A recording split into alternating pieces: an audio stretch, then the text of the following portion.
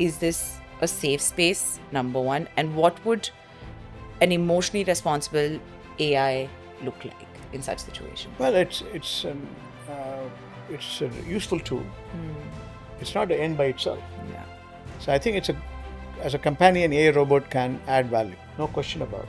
But you have to draw a line. There's nothing like introspection and bringing your own self-balance and keep your self-esteem in high order.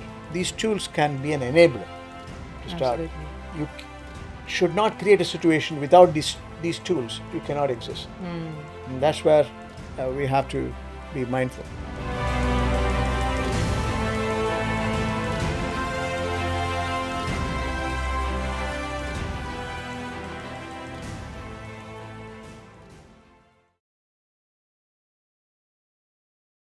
Absolutely. I think responsible also, not just mindful, in order to make sure that AI can be support, but like you said, cannot replace human touch. Yeah. Work smart, but don't work at all.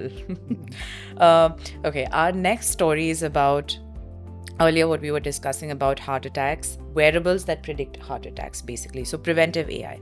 So wearables saved a man from a heart attack at night.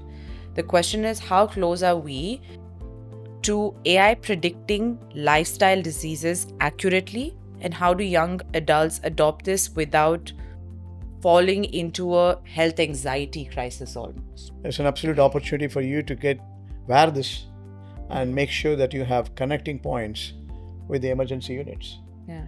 So your safety net is well ensured. So there's no need for anxiety. If you slip into any adverse circumstances, you are protected. Why not? Use the tool. Yeah. When there are opportunity to, leverage on science, use this. Technology is a great enabler. Yeah. Psychology also plays a role here. You are conscious that you have full protection. Yeah. And you will have emergency support. So, very useful. Anyone who has got such difficulties should go for these wearables. I mean, I think with or without difficulties, for example, I wear an Apple Watch, and I think what really helps with not wanting to be anxious is you can program the watch to sort of notify you if, for example, your heart rate crosses 150 BPM. That's when you start. Until then, you're safe. So if it notifies you is when you start getting worried. Until then, you feel at peace. Or you can also program it to notify you if there's an impact or there's a fall. It automatically calls your emergency contacts. So when you have options like this, AI is now obviously becoming smarter than just and this is the basic version, right?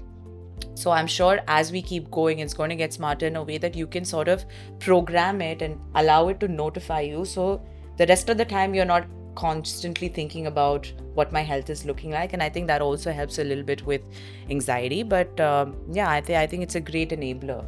What is more important is to connect with the support system. Yeah. It's not only informing you, but also be able to contact the emergency support. That's where the wearables, if it is rightly programmed, you will get life support. Yeah, absolutely. Okay, and now we are moving on to the blind painter.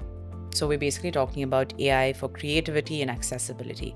So here, a blind painter uses AI to describe scenes so that she can paint again. How can AI redefine accessibility, number one? And should inclusivity be a mandatory criteria for all future tech? Why not? Again, the support systems comes out of this. For you, on account of especially needs, is a great enabler. Yeah. Isn't it? It can give you the sound. It can give you, if not vision, rest of all the alignment can be regenerated through this tool. That's what matters. So then you can have a professional advantage. You don't lose out. So the compensation comes in multiple forms through support of technology. Yeah. And it will continue to have professional advancement if you're a creator. I think it's a great tool. Okay. And now we're talking about AI for the planet, right? I think something you're very passionate about. So when AI satellites catch illegal deforestation in real time, what does this mean for environmental law enforcement, number one? But could this also be a turning point in saving forests? Absolutely. See, you have pre-warnings, so the local authorities can step in and stop deforestation. You also have predictive maintenance. When you have not only early warning, before they step in, you can draw a line to have measures which are responsive. Yeah. And in case, if there is any damage done, again, the tracking will be more measurable if you have technology as an enabler. Yeah. So all sort of options are open, but use the technology to your advantage and protect this forest. Okay. And now we're talking about AI and human rights. Yeah. Okay. So a Syrian refugee reunited with his sister after 5 years through AI facial recognition. Yeah. Where do we balance human rights, privacy, and humanitarian urgency in this situation? Very good question. See, it's a social justice, right? The families are separated. If there are tools which can reunite them, that's the best that can happen. You don't want to miss your loved ones. Now, with so much warfare going on across the globe, they are not good for the planet. No. And also not good for the humanity, because so much displacement takes place around the world. So here is a tool which can connect, synergize it, and then protect you. What a value advantage. Absolutely. Yeah. So it's good for humanity. Okay. And now we're talking about reducing food waste. Yeah. So AI for the social good, right? Yeah. Yeah. So AI predicting supermarket food spoilage, reduced waste, and made food cheaper for families. Yeah. Should AI-driven sustainability models like this be compulsory for corporations? What do you think? Absolutely. See, no one has got right to waste food. We have sustainable development goals, elimination of extreme poverty. Food security is a major concern around the world. There are millions and millions of people, hundreds of millions of people are not having enough food. Malnutrition is taking place. So why do we waste food? So that's where countries like UAE, there is a program. The food waste or unutilized portion of the food are redistributed in a programmed mission. And that has to happen if AI can collate this information in a systemic form and create a distribution systems which is more meaningful. Why not? Yeah. And I think, like you said, I mean, it's also a sustainability development goal, right? Poverty, reducing poverty. So I think AI can most definitely help with enabling that. True. Our next story is about autism and AI emotion recognition. So for autistic children, learning facial expressions through AI is now present in a couple of cases. So is this the future of assisted emotional learning, number one? But also, how do we avoid over-reliance on such tools? See, this is a useful tool. We know this is going to be a major advantage to, feel-good factor, number one. Their self-esteem of these patients needs to be beefed up, and if they can behave in society normally, if their education or healthcare is taken care as usual, then it's a value advantage, isn't it? Absolutely. So where do we draw a line? Because again, everything in excess is dangerous, right? We talked about even day-to-day digital detoxification. Yeah? So if you use a tool, if you're dependent 100% on the tool, then you are not going to be detaching yourself. That's the danger. So ethical governance is vital for you to see the boundaries. Okay. Our next story is about AI traffic predictions, almost like saving lives on roads. So AI helped Bangalore redirect traffic so that ambulances reach faster. Yeah. So could AI become an integral part of national safety systems across developed or developing countries? Absolutely. If imagine an ambulance is coming, if it is the roads are congested and the patient in the vehicle is in danger, this can go either way. So here is a tool where you can have a clean road. It can be predicted and you can direct the vehicle in the right direction. That's what matters. Yeah. So why not? It should be factored into the national and international policy framework, and every country should specifically adopt this technology to support the system. Absolutely. No, and I think unfortunately in countries like India versus Dubai, here you still make way for the ambulance every time you see it ring. In India, there is nowhere to go. The traffic is so bad that people try to move. Not in all cities. Generally, wherever I've visited, there's really nowhere to go. Like, where do you go to give the space? You want to give space. So in situations like this, in more populated countries or cities within a country, I think this will definitely prove to be very helpful. There are many clogged cities around the world. The list is endless. Yeah. But they have to urban-rural divide is now. People are not location-centric anymore. A lot of distribution is taking place from concentration.